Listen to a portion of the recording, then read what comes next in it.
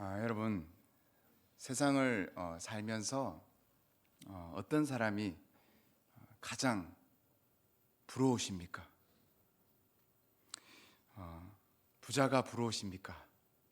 아니면 인맥이 많은 사람이 부러우십니까? 아니면 지식이 풍부한 사람이 부러우십니까? 또는 지혜가 많은 사람이 부러우십니까? 어떤 사람이 되고 싶습니까? 내가 어떤 사람이 되고 싶냐에 따라 자신의 삶이 또 일상이 결정된다고 봐도 과언이 아닙니다. 부자가 되고 싶은 사람은 끊임없이 부자가 되기 위해 노력할 것입니다. 부동산이나 돈을 더 벌게 해줄 수 있는 것에 투자하고 돈이 많은 사람을 가까이 하려 하고 또 투자에 관한 책을 사서 보거나 요즘에 유튜브를 많이 보지 않습니까? 유튜브를 통하여서 공부를 하거나 그렇게 할 것입니다. 인맥이 많은 사람이 되고 싶은 사람은 이제 많은 친구를 또 사귀려 할 것입니다. 사람들과의 관계가 곧 재산이기 때문입니다. 조금 있다가 명절이 되는데 자신에게 도움을 줄 것 같은 그런 사람들에게 선물을 드리기도 합니다. 물론 좋은 마음으로 그렇게 하는 경우도 있지만 그렇지 않은 경우도 있습니다. 지식이나 지혜를 추구하는 사람들이 있습니다. 무한한 지식과 지혜를 통해서 내가 어떻게 가진 게 많은 사람이 되고자 그것으로 인하여서 자신의 자존감을 이제 채우려는 그런 사람들이 있습니다. 요즘에는 이제 웰빙, 건강에 대한 욕구가 있는 시대이지 않습니까? 그래서 좋은 음식, 또 좋은 어떤 영양제나 또는 좋은 공기가 좋은 곳에서 산다든지 또는 자신에게 맞는 좋은 운동을 시작한다든지 그렇게 하여서 오래오래 100살까지 또는 그 이상으로 건강하게 살려고 애를 쓰는 사람들이 많습니다. 물론 좋은 의미에서는 건강한 생활은 우리에게 많은 유익을 가져옵니다. 그러나 이 또한 우리가 생각해 보면 자기 자신만의 어떤 또 욕구의 한 종류라고 또 볼 수 있습니다. 그렇다면 오늘 본문에 사도 바울, 이 사도 바울이라는 사람을 토대로 우리가 생각해 본다면 어떤 사람을 우리가 가장 부러워해야 할까요? 어떤 사람일까요? 사도 바울은 오늘 본문을 토대로 생각해 보면 바로 마음이 넉넉한 사람입니다. 여러분, 우리 주변에 그런 사람이 있지 않습니까? 웬만해서는 마음이 상하지 않고 멘탈이 강하다 이런 표현 쓰지 않습니까? 웬만해서는 대부분의 사람들과 잘 지내고요, 용납하고 품을 수 있는 사람, 그런 사람, 그런 능력 있는 사람 부럽지 않습니까? 또 어떤 환경과 여건에서도 불평불만하지 않는 그런 사람 있지 않습니까? 긍정의 아이콘 같은 그런 사람이 참 부럽지 않습니까? 교회를 봐도 이런 사람들은 그렇게 많지는 않은 것 같습니다. 저도 한 사람의 목회자로서 이 오늘 말씀의 사도 바울과 같이 이렇게 넉넉한 목회자가 되는 것이 사실은 꿈입니다. 어떻게 하면 이렇게 넉넉한 목회자 또는 넉넉한 그리스도인이 될 수 있을까? 여러분, 이것이 우리 그리스도인들이 품어야 하는 그런 가장 부러워야 할 사람 아니겠습니까? 그래도 부자가 이왕이면 되고 싶습니까?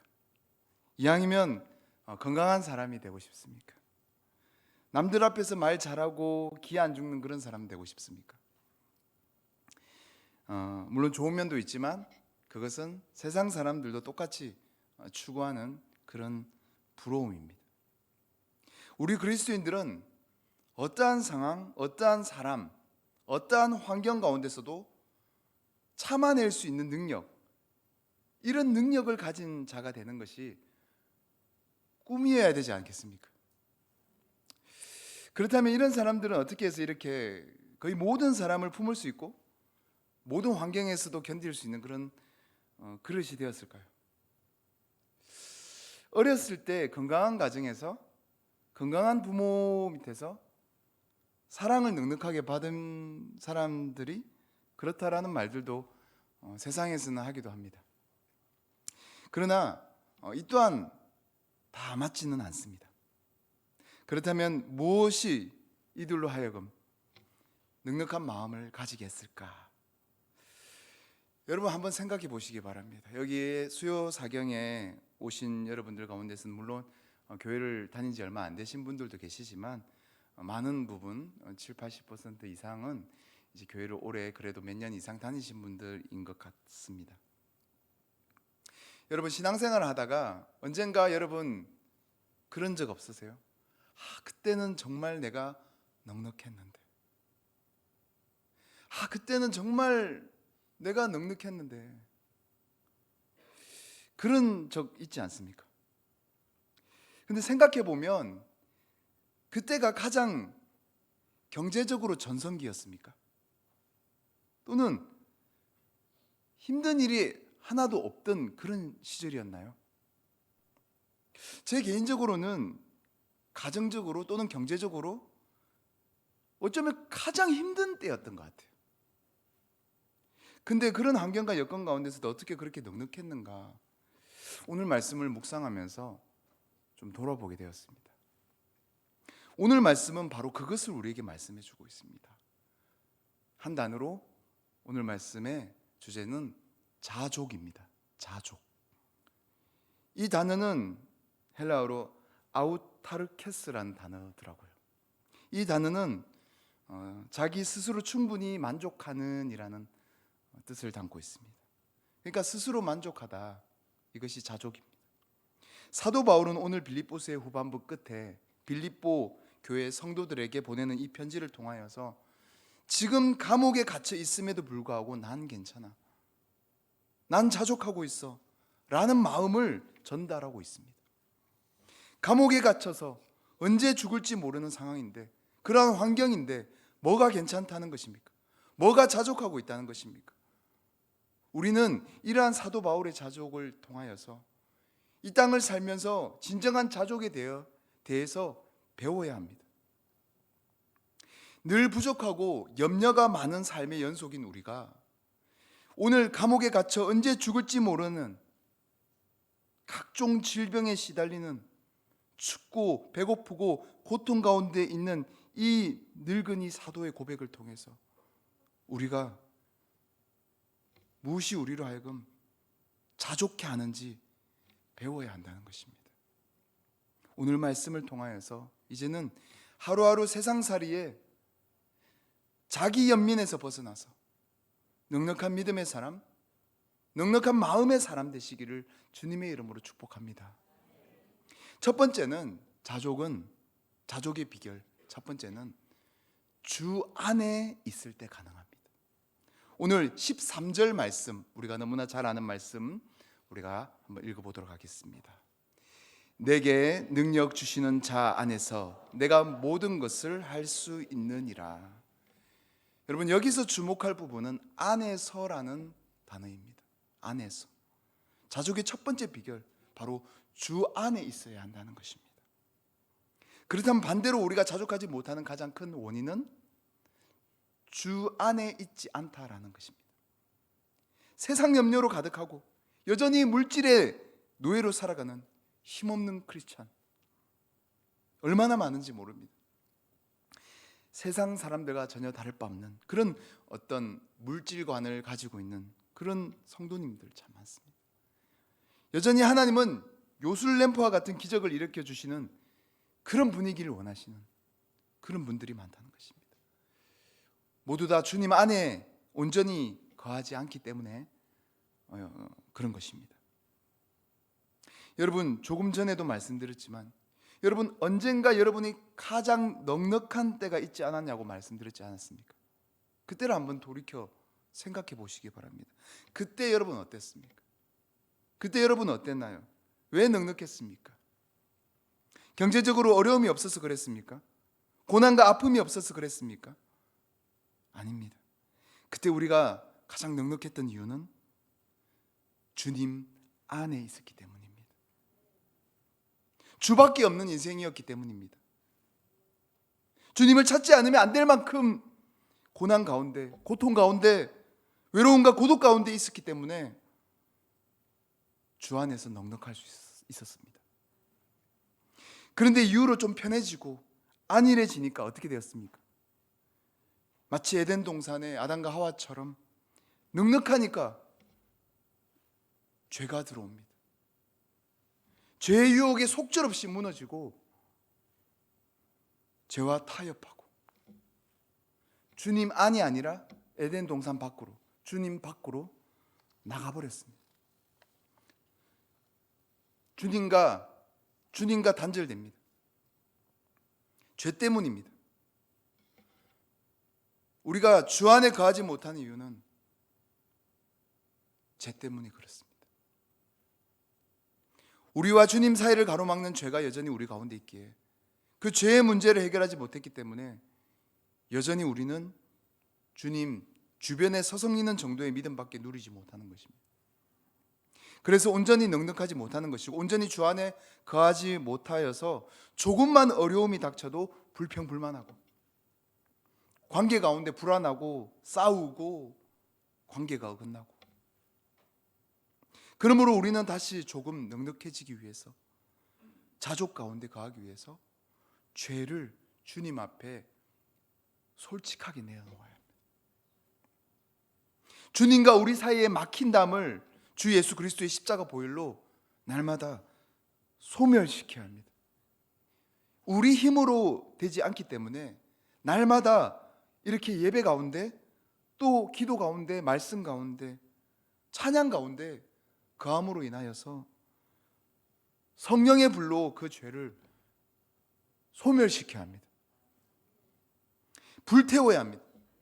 죄를 끊어내게 해달라고 기도해야 하고 스스로도 몸부림쳐야 합니다. 그럴 때 조금씩 주 안에 있는 삶이 다시 회복되고 다시 주님 안에서 넉넉한 자족의 삶을 살아갈 수 있다는 것입니다. 바라건대 주 앞에 우리가 정결한 영을 다시 받아서 이 죄의 문제를 주님의 십자가 앞에 내어놓고, 주님 나의 힘으로 할 수 없사오니 주의 성령께서 오늘도 나를 도와주셔서 주님과 하나 되게 하시고 예배케 하여 주옵소서 라고 고백하며 자족하는 믿음의 성도 되시길 주님의 이름으로 축복합니다. 두 번째 자족의 비결은 배우는 것입니다. 11절에서 12절 말씀을 우리 함께 읽도록 하겠습니다. 내가 궁핍함으로 말하는 것이 아니니라. 어떠한 형편에든지 나는 자족하기를 배웠노니 나는 비천에 처할 줄도 알고 풍부에 처할 줄도 알아. 모든 일 곧 배부름과 배고픔과 풍부와 궁핍에도 처할 줄 아는 일체의 비결을 배웠노라. 아멘. 여기서 배웠노니라고 말씀하지 않습니까? 이 단어의 뜻은 행동이나 경험을 통하여서 배우는 것을 뜻합니다. 습득하다라는 표현을 쓰지 않습니까? 사도 바울이 경험을 통해서 배웠다는 것입니다. 무엇을요? 자족을. 여러분, 믿음은 경험되어지는 것입니다. 경험으로 자라는 것입니다. 자족도 마찬가지라는 것이에요. 믿음만큼 자족합니다. 그러니까 반대로 자족하지 못하다는 것은 그만큼 우리의 믿음의 지금의 상태가 적신호라는 것입니다. 경험은 순종의 경험을 뜻합니다. 여러분 그렇지 않습니까? 순종도 해본 사람이 잘합니다. 그런데 한 번도 순종해보지 않은 사람들이 있습니다. 여러분 첫 단추를 끼워야 두 번째 단추, 세 번째 단추도 끼어갈 텐데 첫 단추부터 도대체 낄 생각을 안 하니까 당연히 믿음이 자라지 않죠. 자족하지 못하는 것입니다. 물론 처음부터 순종 잘하는 분들이 많지 않습니다. 처음 순종이 어쩌면 가장 어렵습니다. 그러나 순종을 통해 하나님이 역사하시는 것을 경험해 보신 분들은 그 다음 순종 할 수 있습니다. 성경에 우리가 대표적으로 순종하면 누가 떠오르십니까? 많은 인물이 있지만 아브라함 있죠. 믿음의 조상 아브라함. 그는 처음부터 믿음이 좋아서 순종을 잘해서 잘한 것이 아닙니다. 그는 하나님이 가나안 땅으로, 약속의 땅 가나안 땅으로 75세에 가라고 하셔서 가봤더니 그곳이 젖과 꿀이 흐르는 땅이 아닌 것입니다. 기근이 들어버렸습니다. 그래서 인간적인 시선에 애굽으로 내려갔습니다. 점점 남방으로 내려갔습니다. 그러나 그곳에서 낭패를 겪고 다시 올라옵니다. 제단을 쌓고 가나안 땅에서 하나님을 예배합니다. 하나님이 없어도 채우시는 분이심을 경험하게 됩니다. 또 어떤 사건이 일어났습니까? 조카롯과의 땅 분배 사건이 있죠. 이 일로 인하여서 그는 하나님의 일하심을 경험했기 때문에 자족하는 모습을 보이게 됩니다. 좀 더 넉넉해졌습니다. 조카롯에게 좋은 땅을 양보하게 됩니다. 그리고 조카롯이 적군에게 사로잡혔을 때 자신의 병사 318명을 데리고 가서 이 배은망덕한 조카롯임에도 불구하고 자신의 식솔들을 데리고 목숨 걸고 싸웁니다. 조카롯을 구해냅니다. 자족의 모습입니다. 이후로 86세 때 인간적인 생각으로 참지 못해서 이스마엘을 낳는 그런 일들도 있었지만 그는 이후에 여호와 이레 이삭을 모리아산에 가서 번제로 드리는 순종을 하게 됩니다. 물론 하나님께서 여호와 이레 준비하셔서 모든 것을 합력하여 선을 이루셨지만 이 모든 과정 가운데 하나님께서 아브라함의 믿음을 그 경험을 통하여서 순종의 경험을 통하여서 그가 자족하도록 점점 더 그를 성숙시키심을 보게 됩니다. 오늘 말씀의 사도 바울, 그도 처음부터 넉넉한 사람은 아니었을 것입니다. 그러나 그는 경험하게 됩니다. 1차, 2차, 3차 전도여행. 오늘 말씀 또한 그가 2차 전도여행을 떠났을 때, 그때 유럽의 그 마게도니아 지역의 첫 도시 빌립보라는 도시에 도착하게 되고, 그곳에서 하나님께서 보내신 자주색 옷감 장사 루디아를 만나게 되고, 그 집을 교회로 이렇게 거처무로 이렇게 하여서 또 어떤 일이 일어납니까? 감옥에서 갇혔을 때 간수의 가족이 구원받는 그런 일들을 경험하게 됩니다. 기적을 경험하게 됩니다. 하나님의 일하심을 경험하게 됩니다. 하나님이 보내신 성도들, 하나님이 채우시는 기적을 경험하게 됩니다. 이후로도 그는 수없이 헐벗고 매맞고 돌에 맞아 죽을 뻔하고 여러 번 굶고 춥고 배고픈 가운데 하나님을 경험하게 됩니다. 하나님이 역사하심을 경험하게 됩니다. 그는 그때부터 두렵지 않습니다. 거침없이 나아갑니다.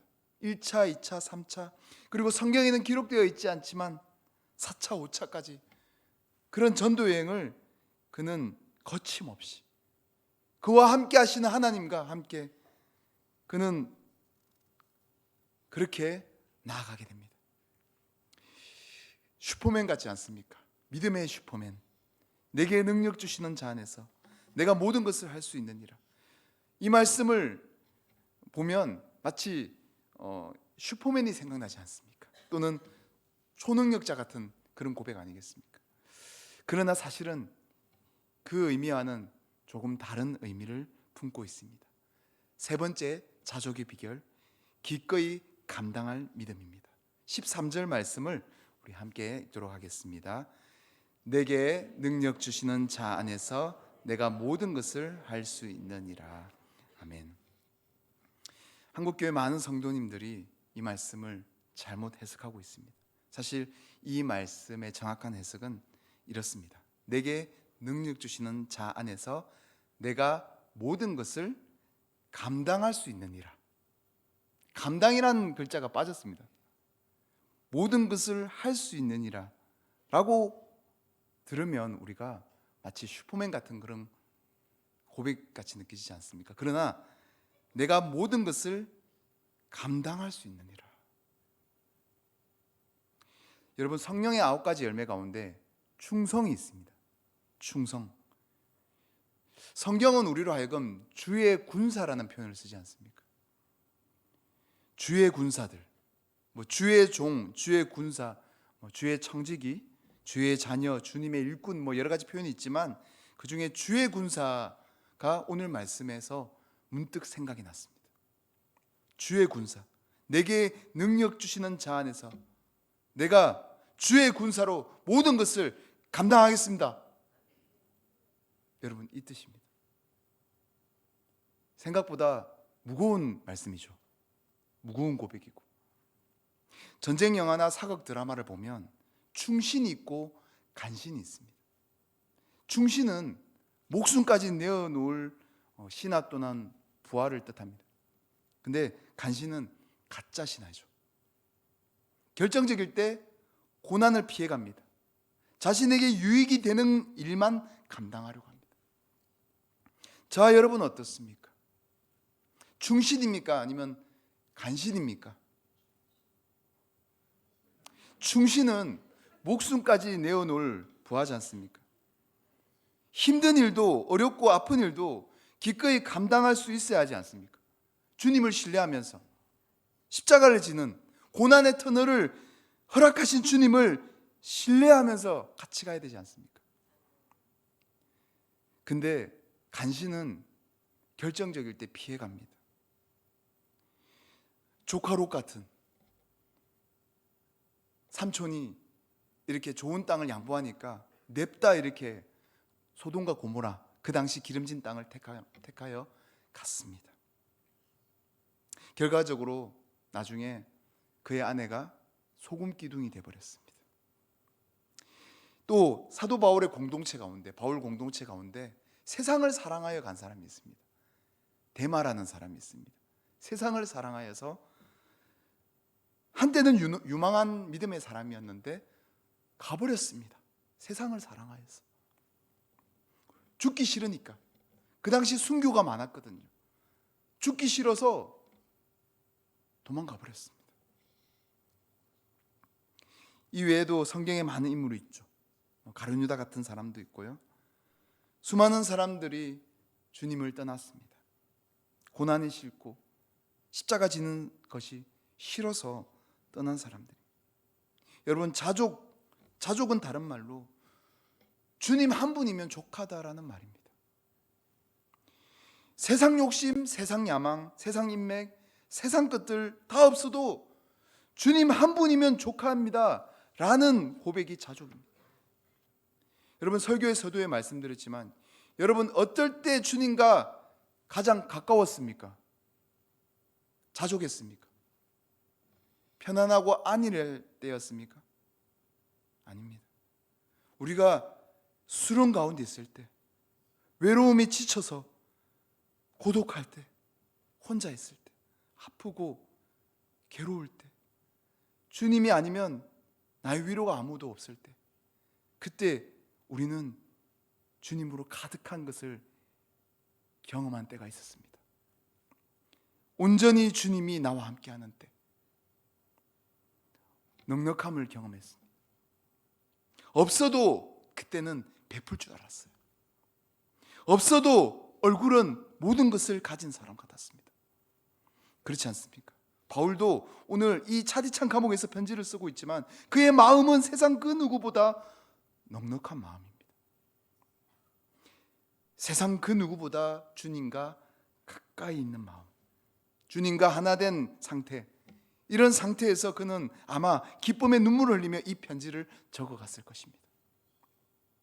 그의 또 다른 고백 가운데 유명한 고백이 있습니다. 고린도후서 6장 9절에서 10절 말씀 우리 함께 읽도록 하겠습니다.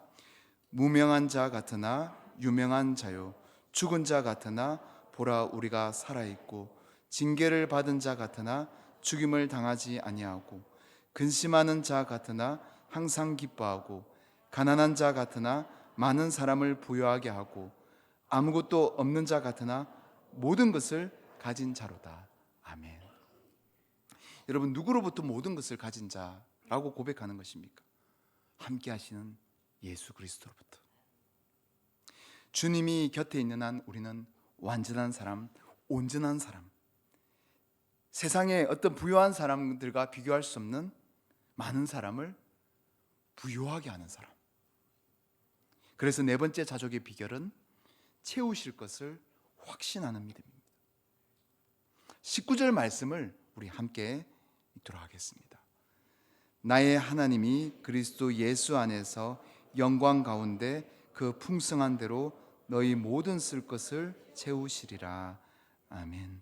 바울은 가난해도 가난해 보기도 하고 또 부유해 보기도 했다고 오늘 빌립보서 4장 말씀의 고백을 통해서 우리가 보았습니다.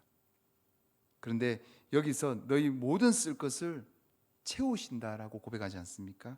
이것은 어떤 경제적으로 물질적으로 채운다는 그런 고백이기보다는 우리의 마음을 채우심에 가까운 고백이라 볼 수 있습니다.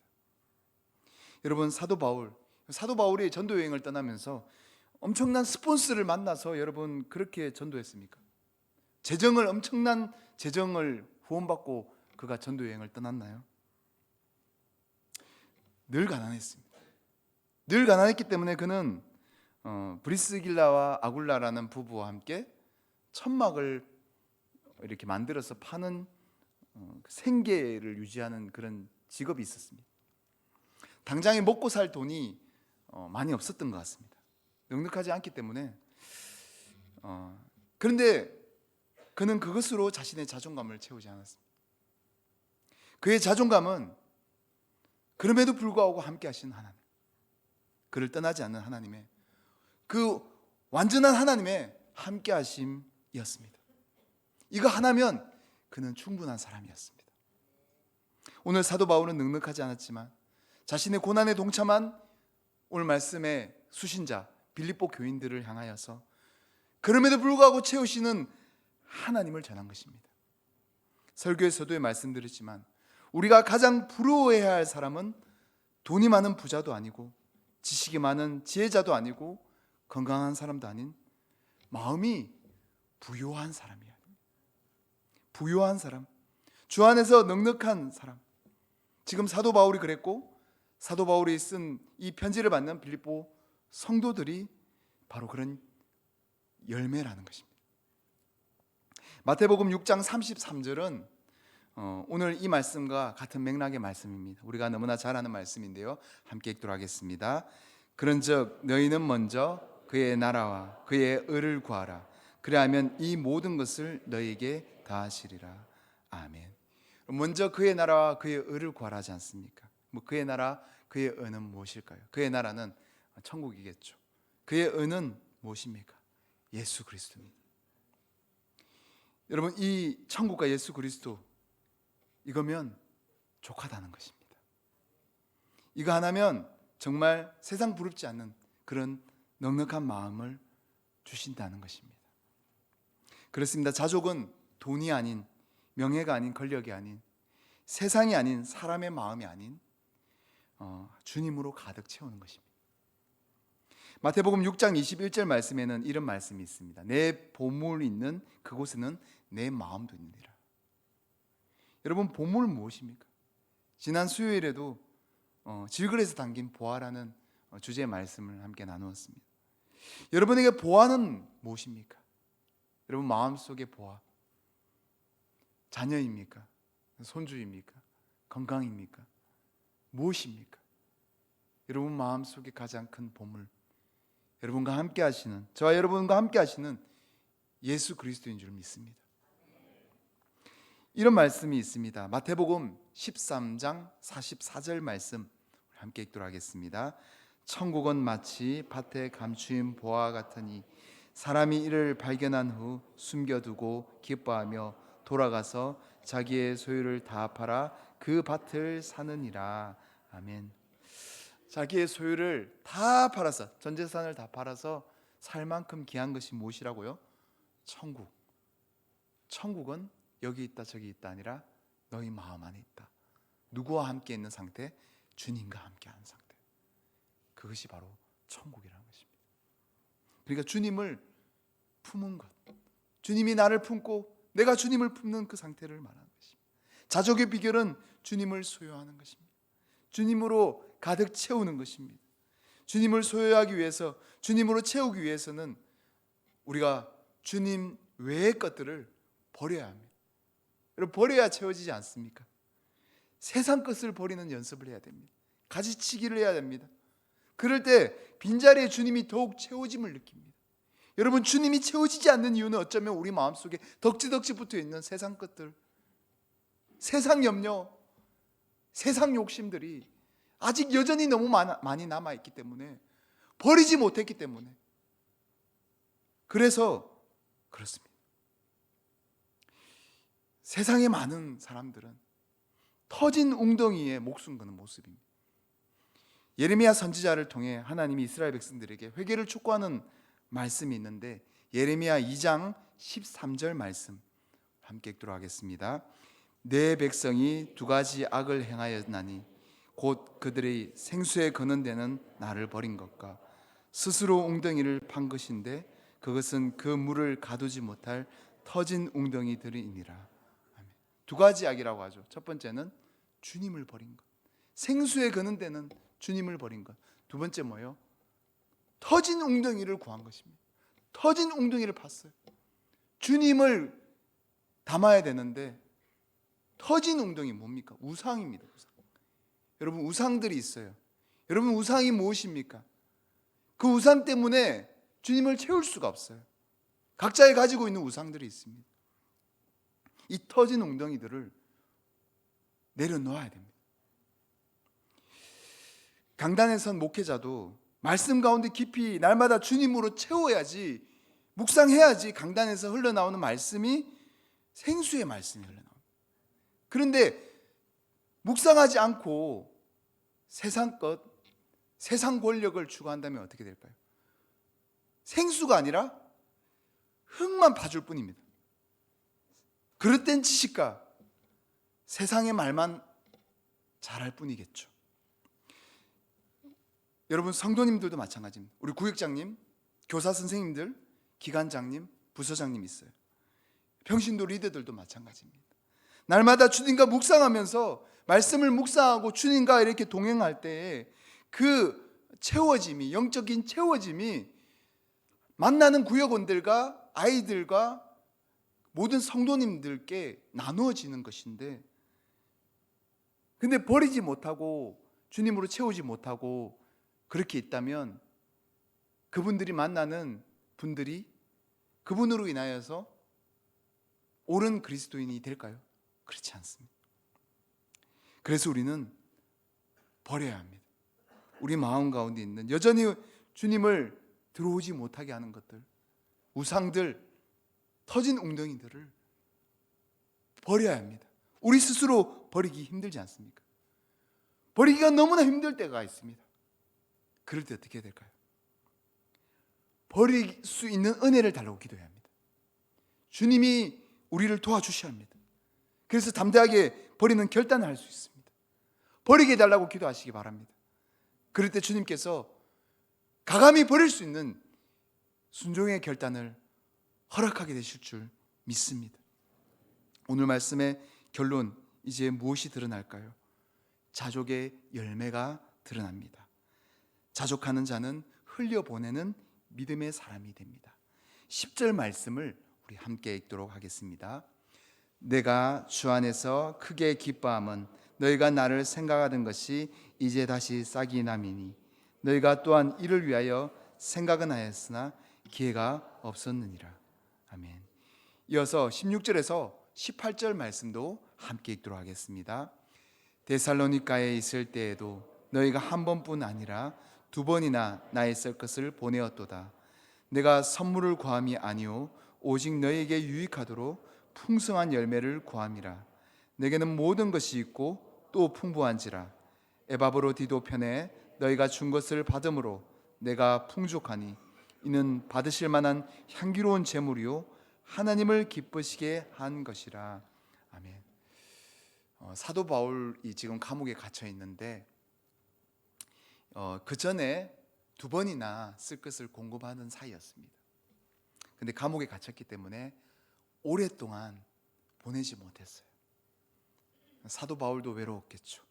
그러나 10절 말씀을 통해서 뭐라고 고백합니까? 기회가 없었느니라. 긍정의 아이콘이죠. 그들과 마음이 하나가 되었어요. 빌립보 성도들도 얼마나 사도 바울을 염려했을까요? 그럼에도 불구하고 사도 바울은 이 편지를 통해 빌립보 교인들을 격려합니다. 좋은 것을 흘려보내는 공동체, 빌립보 교회 공동체가 없어도 흘려보내는 공동체로 쓰임받게 된 것입니다. 사도 바울은 그 하나만으로도 기뻐하고 고맙고 감사했습니다. 저는 아직 많이 부족한 목사입니다. 제가 부목사로 여러 교회를 사역하면서 그런데 부흥되는 교회를 몇 군데 봤습니다. 이 부흥되는 교회들의 공통점이 무엇이냐면 흘려보내는 교회라는 것입니다. 흘려보내는데 인색하지 않다. 2가지를 중점적으로 사역했습니다. 흘려보냈습니다. 첫 번째는 선교를 하는 교회. 선교를 하는데 기꺼이 인색하지 않는 교회. 2번째는 다음 세대를 교육하는데 아낌없이 재정을 흘려보내는 교회. 이 2가지를 하는 교회들이 어김없이 부흥되는 것을 보았습니다. 계산하지 않고 주님께서 채우심을 이렇게 고백하면서 믿으면서 그렇게 흘려보낼 때 또 하나님이 채우심을 경험하게 된다는 것입니다. 아무것도 없이 사역을 시작한 바울이지 않습니까?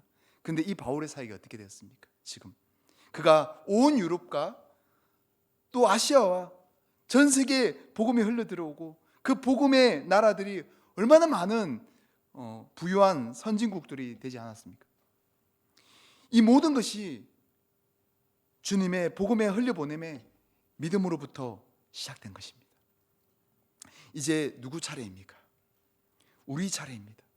받은 은혜, 받은 복음을 흘려보내야 합니다.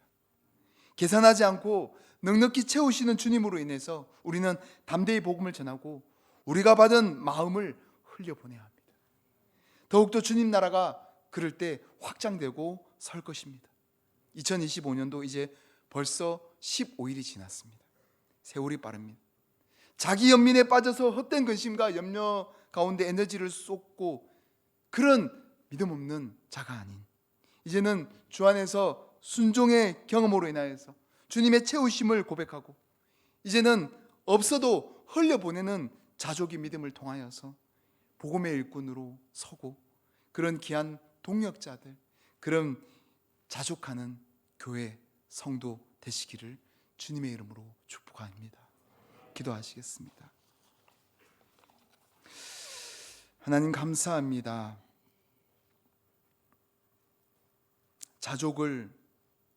자족하기를 배웠노니 라고 고백한 사도 바울의 고백이 우리의 고백이 되게 하여 주옵소서.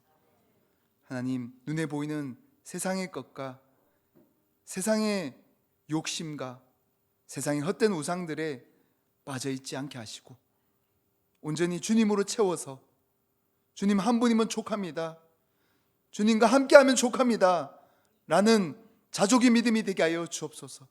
그로 말미암아 비록 형편이 넉넉지 않지만 흘려보내줄 수 있는 부유한 사람이 되게 하여 주옵소서. 거룩하신 예수 그리스도의 이름으로 기도드립니다. 아멘.